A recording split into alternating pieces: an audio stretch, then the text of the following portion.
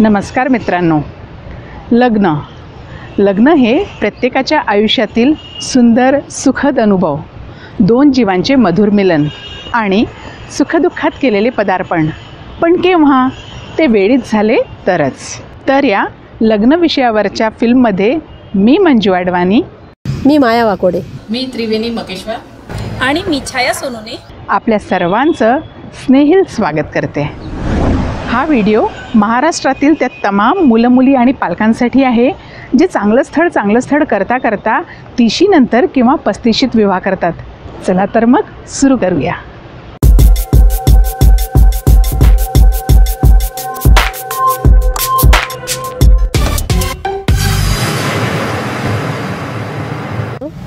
मी तुम्हाला आज आपल्या समाजातील नॉर्मल परिस्थिती सांगते. सर्वसाधारण वयाच्या 22व्या-23व्या वर्षी मुली लग्नासाठी अनुरूप होतात. या वयात जवळपास सर्वच मुली छान आणि सुंदर दिसतात. मुळातच सुंदर असतील तर आणखीच रेखीव, आकर्षक आणि छान दिसतात. विविध कार्यक्रमात, लग्न समारंभात अशा मुली उठून दिसतात. बऱ्याच वेळी अशा मुलींना काही चांगली स्थळे स्वतःहून सांगून येतात. विचारणा होते, पण स्वतःहून विचारणा झाली व स्थळ जरी चांगलं असलं तरी मुलीच्या वडिलांच्या डोक्यात अचानक वारस शिरतं. ते भाव खायला लागतात. बघा कसे ते. काय लग्न आणि ती एवढ्या लवकर? अहो, माझ्या मुलीला अजून शिकायचं आहे, तिला करिअर सुद्धा करायचं आहे आणि तिला स्वतःच्या पायावर उभं राहायचं आहे. तुम्ही पुढच्या वर्षी या. नमस्कार. मुलीला अजून शिकायचं आहे, करिअर करायचं आहे, स्वतःच्या पायावर उभं राहायचे आहे असं सांगून चांगली चालत आलेली स्थळं टाळली जातात. मग काय, मुलगी अभ्यासाला लागते, चांगली डिग्री मिळवते, ही चांगली बाब आहे. तोपर्यंत ती 24-25 वयाची होते. मग लगेच लग्नाचा विचार करण्यास हरकत नसते. पण नुसते डिग्रीने काय होते? अजून जास्त शिक्षण घेतले तर मोठे टोला मुलाचे स्थळ मिळेल असे समजून अजून शिक्षण पुढे चालूच राहते. तोपर्यंत मुली 26-27च्या होतात. मुलगी खूप अभ्यास करते. अभ्यास करून करून तिच्या तब्येतीवर परिणाम होतो. चेहऱ्यावरील गोडवा हळूहळू कमी होत जाते. मग आता 26-27शीतली मुलगी नोकरीच्या शोधात व वडील स्थळाच्या शोधात निघतात. बरं, स्थळ पाहताना अजून किती किस पाडावा तुम्हीच बघा. नमस्कार. कसं काय कशी आठवण काढली? काही नाही, आता माझी मुलगी उपवर झाली आहे, तिचं लग्न करायचं आहे तर एखादं चांगलं स्थळ सुचवा. अरे वा, छान आहे. माझ्या एक स्थळ लक्षात, चांगलं स्थळ आहे. मुलगा चांगल्या सिटीमध्ये आहे, मोठ्या, आणि वय त्याचं 24च आहे. आई वडील सुशिक्षित आहे, चांगल्या संस्कारातला आहे, दिसायलाही सुंदर आहे, सगळं काही अनुरूप आहे. पण पगार किती आहे? पगार वा, पगार आहे ना, 30,000 पगार आहे. का फक्त 30,000? 30,000 या मोठ्या शहरात काय होणार आहे? ठीक आहे, मग आणखी एक दुसरं स्थळ आहे. मुलाला पगार चांगला 50,000 आहे, दिसायलाही ठीक आहे, फक्त वयामध्ये थोडंसं जास्त, म्हणजे तो 31 वर्षाचा आहे. 50,000? 50,000 या शहरात त्याला 1 BHK तरी परवडेल का? आणि तो माझ्या मुलीला सुखात तरी ठेवू शकेल का?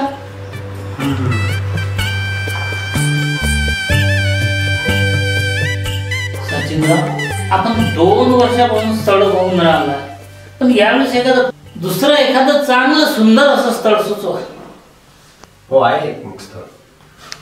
मुलगा चांगल्या नोकरीत आहे, पगारही 1 लाख आहे, आणि फक्त थोडासा अंगाने सुटला आहे, आणि डोक्याचे केस थोडे कमी झाले, बुद्धीचं काम करून. वयात थोडंसं जास्त आहे, म्हणजे 35 वर्षाच्या वयाचा आहे. बघा तुम्हाला चालत. 1 लाख पगार काय साठायचा का त्या पगाराला? अहो, माझ्या मुलीला अनुरूप असा मुलगा पाहिजे. मी काय म्हणतो, दुसरं एखादं स्थळ सुचवा चांगलं.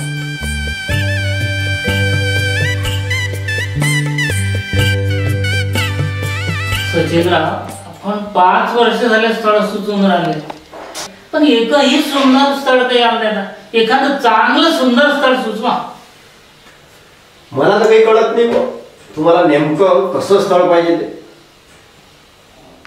मुलगा सुंदर हवा, सुशिक्षित हवा, घरंदाजही हवा, आणि मुलीच्या वयाला शोभणारही हवा, मुलीच्या वयात बसायलाही हवा, आणि त्याच्याकडे शेती हवी, पण मात्र तो शेती करणारा नसावा.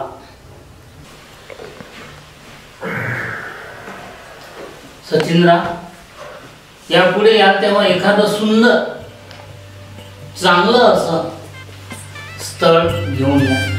नमस्कार. नमस्कार.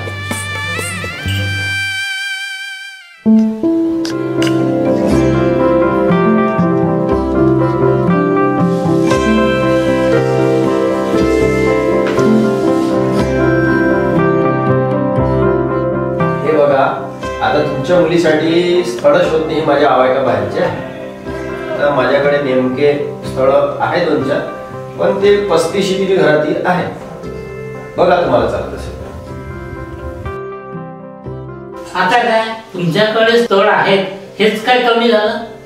कारण की आता माझी मुलगीच अनुरूप राहिली नाही, त्याच्यामुळं कुठलेही स्थळ मला आता चालू शकतं. ठीक आहे. तर हे असं होतं, अनुरूप वरचढ स्थळ शोधणारे लोक आहेत. सरकारी नोकरीच हवी किंवा चांगल्या कंपनीत चांगल्या पदावर असावा किंवा खूप पगार असावा. तसेच त्याच्याकडे गाडी फ्लॅट हवा, दिसायला चांगला हवा, वार्षिक पॅकेज 7 आकडे असावे, वयात अंतर नको, एकुलता एक शक्यतो नसावा आणि आईवडील मुलाजवळ राहणारे नको. फक्त पुणे, मुंबई, बंगलोर या मेट्रो सिटीत राहणारा असावा किंवा UK, US सारख्या देशात राहणारा असावा. काय काय म्हणून अपेक्षा असाव्या त्याला काही मर्यादाच नाही.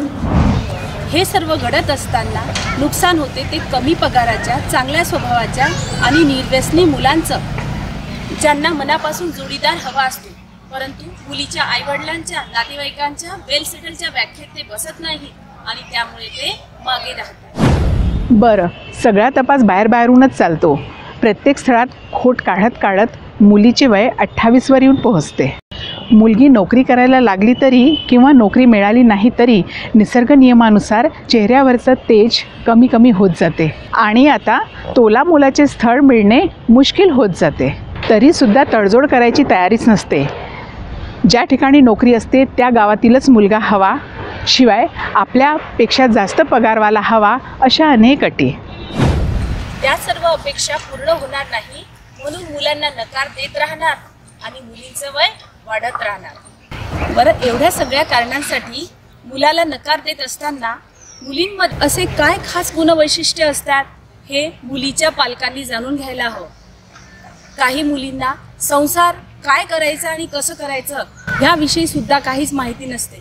एवढंच काय, तर काही मुलींना 2 वेळचं जेवण पण बनवता येत नाही. मान्य आहे, मुली हुशार आहे, शिकलेल्या आहे, स्वतःच्या पायावर उभ्या आहेत, म्हणून काय तुम्ही त्यांच्यापेक्षा हुशार आणि लठ्ठ पगाराची आणि प्रॉपर्टीची अपेक्षा ठेवणार का? आणि याच नादात वय वाढत जातात. मग कधीतरी कुणाला तरी उपरती होते आणि कशी तरी लग्न उरकली जातात, पण तोपर्यंत सर्वांचा उत्साह निघून गेलेला असतो आणि यांना 30-35 लग्न होऊनही मुलाबाळाची घाई नसते. अगोदर सगळं व्यवस्थित झाल्यानंतर मुलं आणायची असे यांचे महान विचार. तोपर्यंत प्रकृतीचा, शरीराचा आकार फार बिघडून गेलेला असतो. मग काय, सगळं स्थिर स्थावर झाल्यावर ते मुलाबाळाचा विचार सुरू करतात. तर कित्येकांना गायनाकॉलॉजिस्टकडे मुलं होण्यासाठी चक्रा माराव्या लागतात. 34-35व्या वर्षी मुलं, तोपर्यंत मुलीच्या आईचे किंवा सासूचे वय 60च्या पुढे. या वयात त्यांचं स्वतःचंच होत नाही तर मुलींच्या बाळंतपणाचं किंवा त्यांच्या पुढचं सोपस्कार त्या काय करतील, पण करतात बिचाऱ्या स्वतःची ओढाताण करून. मग काय, 4-6 महिन्याचं बाळ आईकडे किंवा सासूकडे ठेवून चालल्या नोकरीला, पण नाईलाज असतो त्यांचाही आणि बाकीच्यांचाही. खरं तर या सगळ्या गोष्टी वेळच्या वेळेवर झालेल्या चांगल्या असतात, पण यांना कोण समजावणार? हल्ली लग्न म्हणजे त्यांच्या आईवडिलांच्या आणि नातेवाईकांच्या स्टेटस सिम्बॉलचा विषय झालेला आहे. माणसापेक्षा पैसा, प्रॉपर्टी, शिक्षण या सगळ्या गोष्टींना जसं महत्त्व दिलं जात आहे, पण यामुळं मी म्हणेल की खऱ्या अर्थाने आपसामध्ये भांडणं वाढत आहेत, घटस्फोटाचं प्रमाणही वाढतं आहे आणि हे सगळं सत्य आहे खऱ्या अर्थाने आणि आपण हे सत्य विसरता कामा नये. लग्न करताना खऱ्या अर्थाने भौतिक सुखापेक्षा आपण मानसिक सुखांना जास्त महत्त्व दिलं पाहिजे आणि हे जास्त महत्त्व जर दिलं त्याच्याकरता आधाराची, समजूतदारपणाची जास्त गरज विवाह करताना असली पाहिजे आणि त्या गोष्टीकडे आपण सगळ्यांनी जास्त लक्ष देणं गरजेचं आहे. आईवडिलांनी आपल्या मुलामुलींच्या सुखाची अपेक्षा नक्की करावी आणि ते रास्तही आहे, पण विनाकारण जर अपेक्षा जास्त वाढत असेल तर नक्की या गोष्टींना कुठेतरी आळा आपण घातला पाहिजे. कारण या अपेक्षा ह्या अमर्याद असतात, त्याला अंत नसतो आणि याच्यामध्ये बऱ्याच वेळ निघून जातो. त्या मुलामुलींचं वयसुद्धा होतं आणि मग लग्न जोडणं किंवा लग्न करणं ही बाब कठीण होऊन बसतं आणि म्हणून ह्या अपेक्षाला कुठेतरी आळा घालणं हे अत्यंत महत्त्वाचं आहे. कुठेतरी तडजोड करणं, ॲडजस्टमेंट इज अ लाईफ असं म्हटलेलं आहे आणि ही तडजोड जर आपण केली तर नक्की योग्य वेळी लग्न होऊ शकतं आणि सुखी संसार हे दोघंही जगू शकतात असं मला वाटतं. म्हणून सर्व मुलींनो, मुलांनो आणि पालकांनो आपल्या अपेक्षा थोड्या कमी करा आणि काहीतरी तडजोड करून कुठेतरी थांबायला शिका हो. आणि जर कोणी फोनवर चौकशी करत असेल तर एकमेकांना खेळवत बसण्यापेक्षा काय कारण ते स्पष्ट सांगा. संसारात सगळ्याच गोष्टी आपल्या मनासारख्या नाही मिळत, काहीतरी डावं उजवं होतंच. खरंच लग्न करताना सगळ्यांनी विचार करण्याची गरज आहे. समजूतदारपणा, समजदारी नक्कीच पाहिजे. सोबत आपण दोघांनाही मुलामुलींना शिकवायला पाहिजे. बरेच लोक, अनेक लोक मुलींच्या अपेक्षा आणि त्यांच्या पालकांच्या अपेक्षांनाच जबाबदार धरतात. पण मित्र हो, मुलंही काही अपेक्षाच्या बाबतीत कमी नाहीत. स्वतः कसेही असले तरी मुलगी मात्र सुंदर पाहिजे, शिकलेली पाहिजे, नोकरी करणारी पाहिजे, गृहकृत्य दक्ष पाहिजे आणि ती गोरी पाहिजे, सुंदर पाहिजे. एवढंच नाही तर ती गरीब नसावी, अशा अनेक अपेक्षा मुलांच्या असतात आणि म्हणून या अपेक्षांना कुठेतरी आपल्या मर्यादा असल्या पाहिजे आणि अपेक्षेला कुठेतरी आपण तडजोड केली पाहिजे. तेव्हाच सगळं चांगलं नक्की होऊ शकतं. पालकांचं तर सोडा, पण मुलांच्या आणि मुलींच्या अपेक्षा बघा. काही जणी तर सरकारी नोकरी असल्याशिवाय हातात बायोडाटा घ्यायला तयार नाहीत. कमी शेतजमीन, खाजगी नोकरी, कमी पगार हे तर लग्न न होण्याची कारणं आहेतच, पण काही क्षुल्लक कारणावरून सुद्धा मुलांना आणि मुलींना नकार मिळतोय. बघा कसं ते. तुमचे लग्न तुटण्याचे कारण मुलगी खूप जाडी आहे. बरोबर आहे, पण गुण नाही जुळत आहे. माझा बिझनेस आहे पण शेती नाही. लग्न एवढ्या लवकर? नोकरी नाही, बिझनेस आहे. मुलगा अशक्त आहे. मुलाचं टक्कल आहे. नोकरी नाही, बिझनेस आहे. मुलाची हाईट खूपच कमी आहे. मुलीला चष्मा आहे. मुलीचे डोळे घारे आहे. मुलीच्या दाताला पिन आहे. कॉल सेंटरचा जॉब आहे. नोकरी नाही म्हणून. मुलगा मार्केटिंगमध्ये जॉब करतो. माझ्यापेक्षा जास्त पॅकेजवाला पाहिजे. मुलगा सावळा आहे. वेल सेटल्डच असला पाहिजे. मला पसंत आहे पण माझ्या पॅरेंट्सनी मुलाला रिजेक्ट केलं. अरे हे काय चाललं? 30-40 वर्षापूर्वी तुमचं जेव्हा लग्न जुळलं तेव्हा काय सर्व सुरळीतच होतं, सर्व व्यवस्थित होतं. तेव्हाही बऱ्याच समस्या होत्या. काय आपल्याकडे जे गाडी बंगला आहे ते काय एका दिवस आला?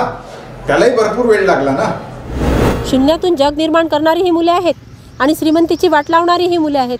फक्त डिग्री बघून जर तुम्ही निर्णय घेत असाल तर ही तुमची फार मोठी चूक आहे. बिचारी इंजिनियर झालेली मुले कंपनीमध्ये 8-10 हजारासाठी सुपरविजन करतात. पोलीस भरतीत जाऊन बघा, तुम्हाला ज्या डिग्रीची मुलं हवी असतील ती मुले रांगेत उभे असलेली दिसतील. कदाचित त्या रांगेत आपलाही मुलगा असू शकतो याचाही विचार करा आणि प्रत्यक्ष स्थळ बघा आणि मगच निर्णय घ्या. मुलींच्या पालकांना नम्र विनंती की निवड त्यांनी बायोडाटा बघायचा नाही आहे. बायोडाटा सोबत प्रत्यक्ष त्या स्थळाला भेट दिली पाहिजे आणि मगच आपण सगळी चौकशी करून निर्णय घ्यायला हवा. आणि जर डिग्रीवालेच बघायचे असतील तर रात्री 9 नंतर बिअर बारमध्ये जा. अनेक डिग्रीवाले दिसतील, पण बिचाऱ्यांना नोकरी मिळत नाही म्हणून गम बुलाने की दवा से प्यार करते हैं. अर्थातच हे सगळ्यांना लागू नाही, पण हे सत्य आहे. प्रत्येकाला सरकारी नोकरी कुठून मिळणार? आपल्या मुलांना सुद्धा आपण सरकारी नोकरी देऊ शकत नाही. म्हणून आपण जे बागायती दाखवली असेल तर बागायतीच्या ठिकाणी आपण भेट द्या. फ्लॅट म्हटलं असेल तर त्या फ्लॅट प्रत्यक्ष पहा. नोकरी असेल तर नोकरीच्या ठिकाणी सुद्धा स्वतः भेट द्यायला पाहिजे. आज अनेक मुलींचा बायोडाटा बघून हसावेसे वाटते, कारण जन्मतारीख बघा, बऱ्याच मुली 25 ते 28 वर्षाच्या आहेत. त्यांच्या भावना, इच्छा, आकांक्षा याचा तरी विचार करा. आजच्या युगात माणसाचं आयुष्य सरासरी 60 वर्षाचं आहे. मग 30 वर्षात त्यांनी कोणतं आयुष्य जगायचं आणि कोणतं सुख मिळवायचं? मुलींच्या पालकांनो, जगातील प्रत्येक बापाला आपली मुलगी मुलगी सुखी राहावी असं वाटतं. पण जरा विचार करा, आजच्या काळात नोकरीला लागल्या किती मुलांनी गाड्या घेतल्या, किती मुलांनी बंगले बांधले आणि किती जणांना लाखोंचे पॅकेज भेटले हो. मुलाच्या लग्नाच्या वेळेस असलेल्या पगारावर मुलीच्या भविष्याची चिंता करण्यापेक्षा मुलीच्या पालकांनी त्या मुलावर विश्वास दाखवायला हवा. कारण त्या मुलाचा जो आताचा पगार आहे तो भविष्यात राहणार नाही, त्याच्यामध्ये दरवर्षी वाढ होणार आहे. तसंच लग्न झाल्यानंतर त्या मुलाला स्वतःचं स्वप्न पूर्ण करण्यासाठी, भरारी घेण्यासाठी उत्साह, उमेद आणि बळ मिळणार आहे. आणि पगार चांगला आहे म्हणजे मुलगी सुखात आहे हा गैरसमज आहे. भविष्यात काय होणार आहे हे कोणालाच माहीत नसते. सुरुवातीला जरी पगार कमी वाटत असला तरी मुला मुलींना लग्न झाल्यावर नवी उमेद येते. परिस्थिती सुधारण्यासाठी दोघे मिळून जीवतोड प्रयत्न करतात. एकमेकाच्या साथीने आर्थिक अडचणीवर दोघेही मात करतात. चांगले स्थळ करता करता तुमच्या मुला मुलींच्या स्वप्नांचा चुराडा करू नका. माफ करा, अति चिवटपणा, अति चिकित्सकपणा, हावरटपणा यामुळे आपल्या मुलींच्या आयुष्यातला आनंद हिरावून घेऊ नका. मुलगा मुलगी समानतेच्या या युगात तुम्ही जरा जावई मुलाच्या पाठीशी उभे राहा. कृपा करून तुमच्या मुला मुलीचे लग्न योग्य वयातच करा. त्यांच्याही भावनांचा, तारुण्यांचा विचार करा. हाताची पाचही बोटे तर सारखी सापडणार नाहीत, म्हणून कुठेतरी तडजोड करा, कुठेतरी थांबायला शिका. पैसा तर आयुष्यभर येतच राहील, पण एकदा निघून गेलेलं तारुण्य आणि वय कधीच वापस येणार नाही. जरा विचार करा. नमस्कार. नमस्कार. नमस्कार.